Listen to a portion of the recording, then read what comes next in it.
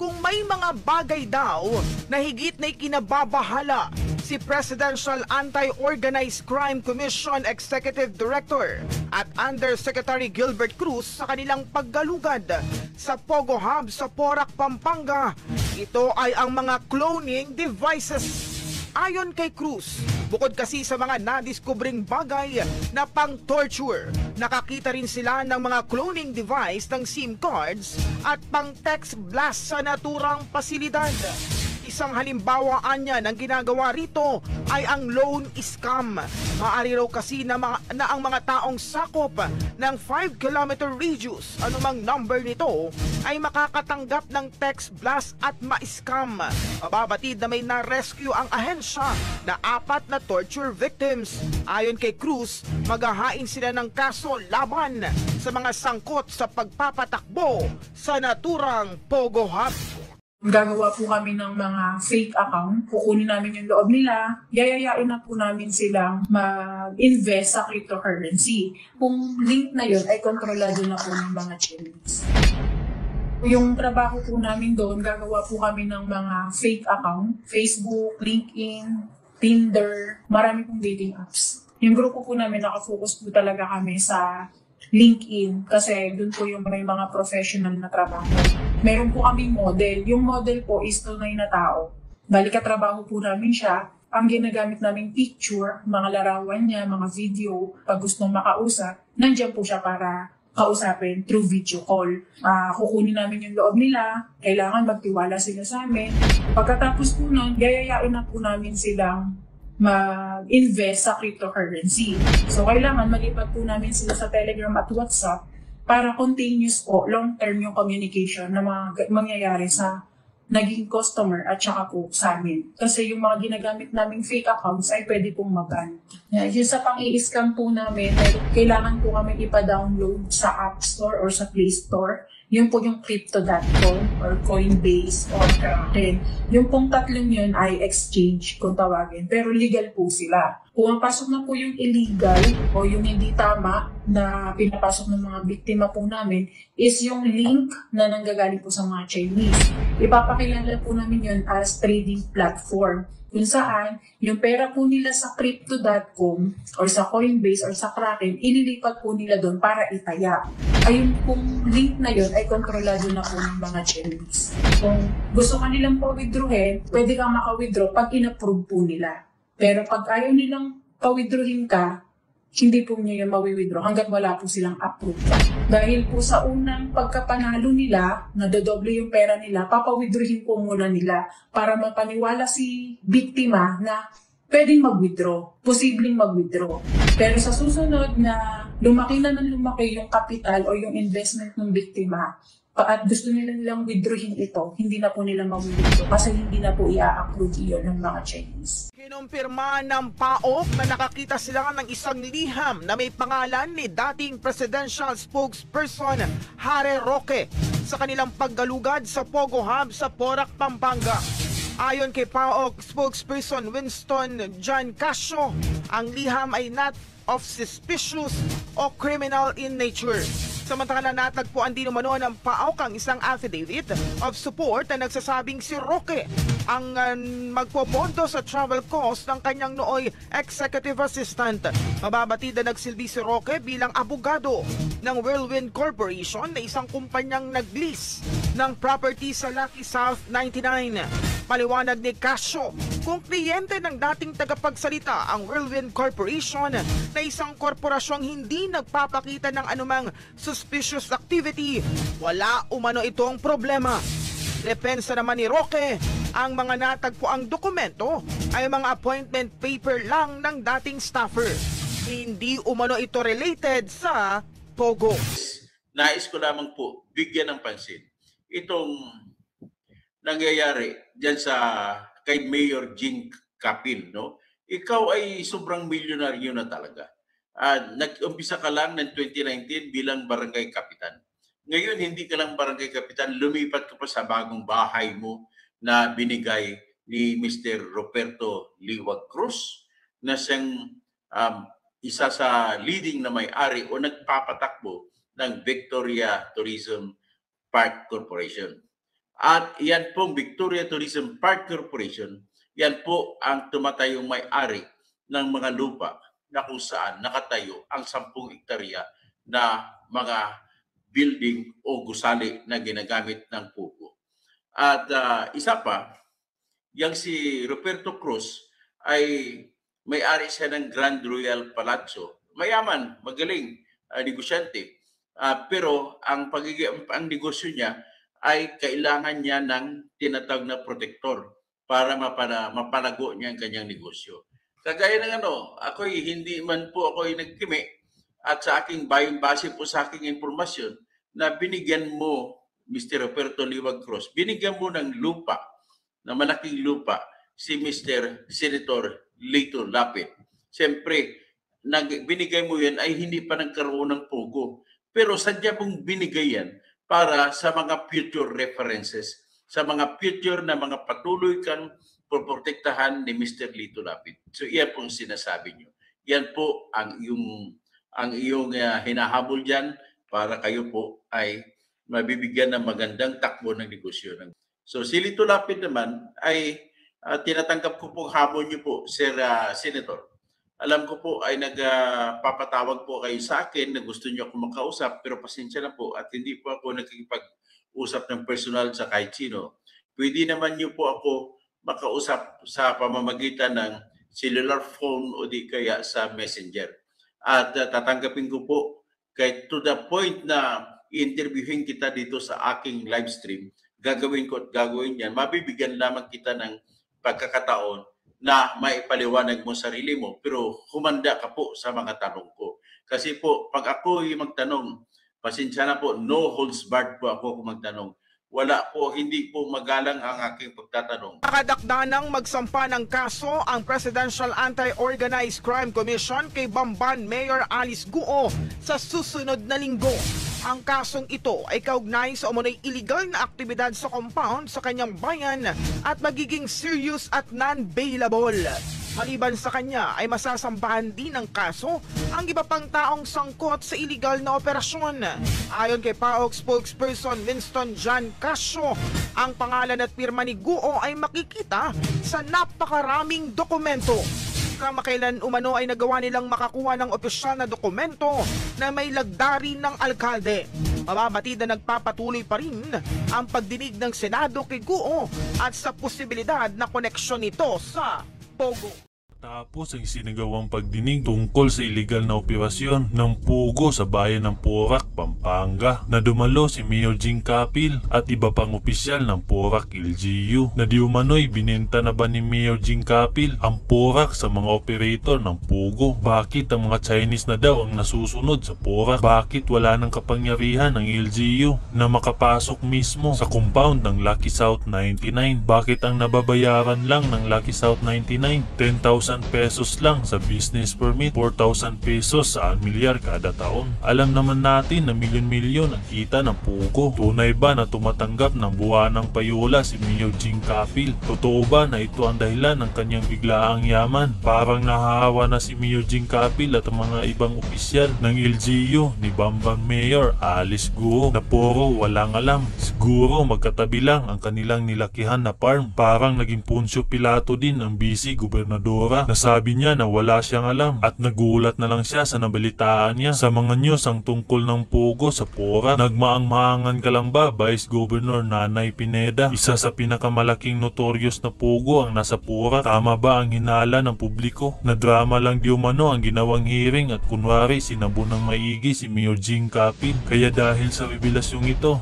ang mga naging komento ng ating mga madlang netizen. Ang ginigisa at gumigisa ay si Feathers Blacks Together. Hugas kamay kayo. Best actress talaga. Kasamahan ni Chikwang Alice. Hay buhay.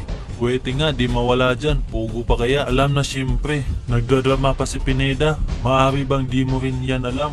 Huwag mo kaming bulahin. Kilala kayong gambling lord. Papayag ba kayo na hindi kayo kasosyo ng Pogo niyan? Vice, tama na ang sermon. Hindi rin naman namin alam kung bakit nangyari yan na ikaw mismo malinis. Huwag na tayo magbulahan. Ay sus, Miss Pineda. Sabi mo, wala kang kaalam-alam. The same terminology ni Alice Guo. Impossible. Senior Huwes, hindi nyo alam. Hawak nyo nyo sila. Galing ni Vice Sumarte, pang Best Actress. Magkakasabwat yan Mayor, Vice, Gov at Governor. Pakitang tao lang yan, galit-galitan.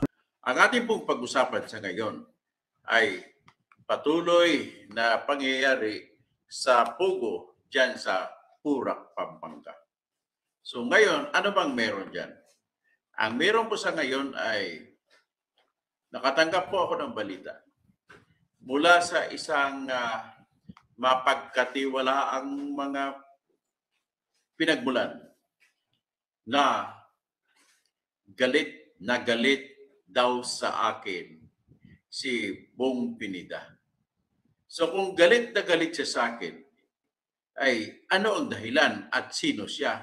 Una, bago ko sagutin kung sino siya, ay sasabihin ko naggalit siya sa akin ng di hamak na dahil po sa tinatawag na Pugo expose ko dyan sa Purak, Pampanga. Isa kasi taga Lubao, Pampanga, at buong Pampanga po, hari po talaga si Bong Pineda. Sir Bong Pineda, wala naman akong masamang galit sa iyo, wala akong personal na galit sa iyo. Pero sakasakali, pag intindihin mo naman ang trabaho ng mga tao, mga kabayan, kung wala ka pong kasalanan, welcome naman po kayo na magbigay ng inyong side o panig at akin din pong isisiwalat ang iyong panig. Kagaya po sa panig ni Lito Lapid na napakinggan ko sa interview sa mga radio na sinasabi niya na wala daw siya kinalaman. Yan ang sabi niya. At para daw mapatunayan na wala siyang kinalaman sa nangyayari doon sa Pugo, sa Purak Pugo, ay siya mismo magpapaimbestiga. Well, tinatanggap kong hamon ni Senator Lito Lapid. At dapat naman, may karapatan naman siyang itanggi at may karapatan naman siyang ilaban ang kanyang dignidad. Yan ay kung talagang totoo na hindi siya sangkot sa Pugo na yan. Ang hindi ko lang maintindihan bakit marami sa ating mga Pilipino kapag yun ay sila ay yung pinupuna ay nagagalit. At isang puna ko pa kay Mr. Bong Pineda, hindi naman po ako personal na galit na may galit sa iyo. Ang sa akin lamang ay dahil sikat ka, public figure ka, ama ka ng gobernador ng Pampanga at ikaw ay asawa ng gobernador ng Pampanga din dati. At siyempre, talagang notoriously known ka sa buong Pilipinas kahit sa alinmang panahon, ilang dekada na. Mula pa nung ako'y naging reporter o sports writer o writer o naging editor sa People's Tonight, kilala ko ng pangalan. Pangalan na.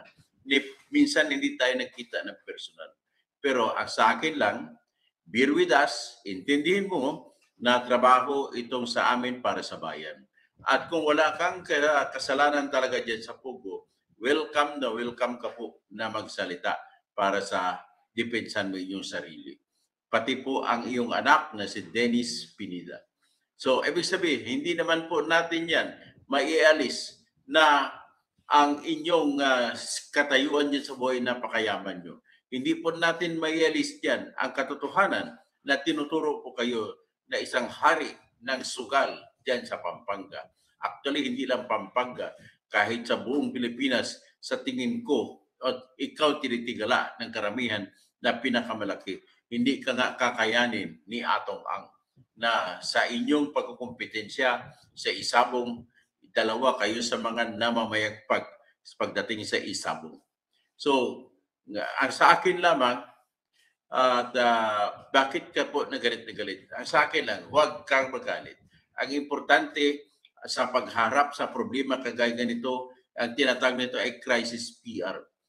Kailangan mo makakuha ka ng magaling na public relations consultant.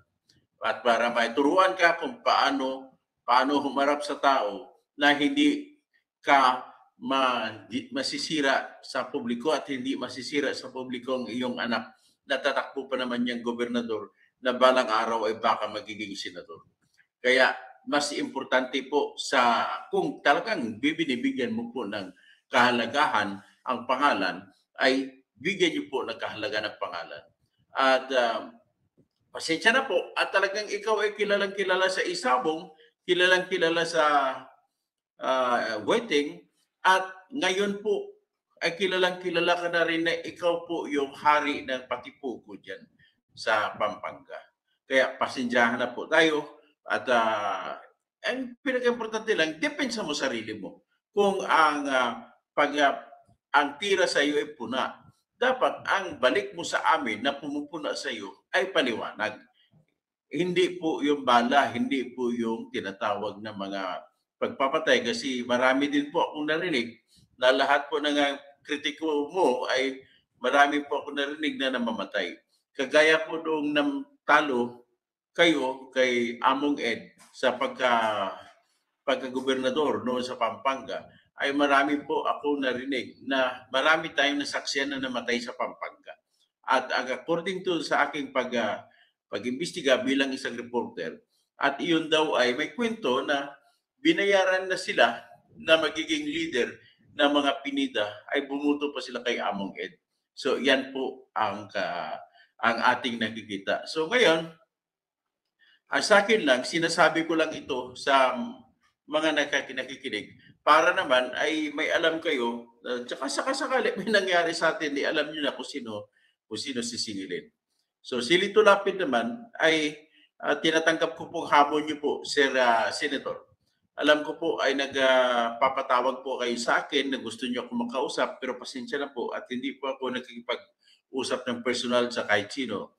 Pwede naman nyo po ako makausap sa pamamagitan ng cellular phone o di kaya sa messenger. At tatanggapin ko po kahit to the point na i-interviewin kita dito sa aking live stream, gagawin ko at gagawin yan. Mabibigyan lamang kita ng pagkakataon na maipaliwanag mo sarili mo, pero humanda ka po sa mga tanong ko. Kasi po, pag ako yung magtanong, pasensya na po, no holds barred po ako kung magtanong. Wala po, hindi po magalang ang aking pagtatanong. Ipapakita ko ang pagtatanong ng isang abogado, kung paano magtatanong isang abogado sa korte, sa mga testigo. Halimbawa, pag pumayag ka, Senator Lito Lapid, na pa-interviewin kita live stream, ay humanda po kayo ng maayos na sagot. Tatagalugin naman po natin. Huwag ka magalala, hindi ako magtatanong sa English, hindi rin ako sasagot sa English. Kung hindi, tatagalugin natin. Hindi ilawag na natin sasabihin sa Kapampangan kasi hindi naman ako maalam sa Kapampangan. Pero dapat din maintindihan ng buong bansa kasi ikaw ay Pilipino. At ikaw ay binuto hindi lang na Kapampangan. Marami pong bumuto sa ng mga Tagalog. Maraming bumuto sa mga Ilocano, mga Pangasinense, ng mga kamag-anak ko. Maraming bumuto sa iyo. Sa mga kamag-anak ko ng mga Ilonggo at mga Cebuano, maraming bumuto sa iyo. Mga taga Mindanao, marami pong bumuto sa iyo. Kaya ka po nga nananalo eh. Kahit na hindi ka nangangampanya noong 2019, ang kalaban ninyo na 8 diritso. Okay, yan lang aking po masasabi. Kaya po, bayan, ako po ay dito, ang una ko pong pakay ay para sasabihin sa inyo na ito lamang po, na kung may mangyari man sa akin, wala na kayong ibang sisingilin kundi yung binabanggit ko na mga pangalan. Okay?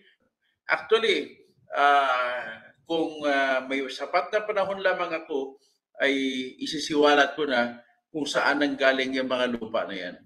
At kaya, sa ngayon, hanggang dyan lang muna siguro tayo ngayon.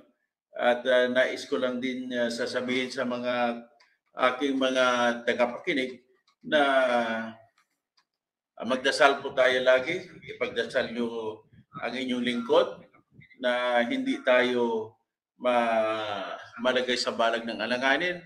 At ilalaan ko sa inyo itong buhay ko para sa Pilipino, para sa Pilipinas. Kasi wala na ako nakitang ibang tumatayo para ilalaban ng pamahalaan, ilaban ang mga sambayanan. Wala na. Kahit sino po. Kahit sino pa dyan mga vlogger, takot po magsalita ng katotohanan dyan. May limitasyon po sila. Ganon po ang katotohanan dyan. Kaya sa akin naman ay pakiusap para may pagpatuloy natin ang ating laban ng todo, ay tulungan nyo kami sa aming grupong Bunyog. Iboto nyo po ang party list ng Bunyog para maipaibuyog namin ang laban ng katauhan. Tapos, siyempre, isama nyo na rin ako bilang kandidato pagka-senador para sa mailaban natin ang gusto ang ating laban.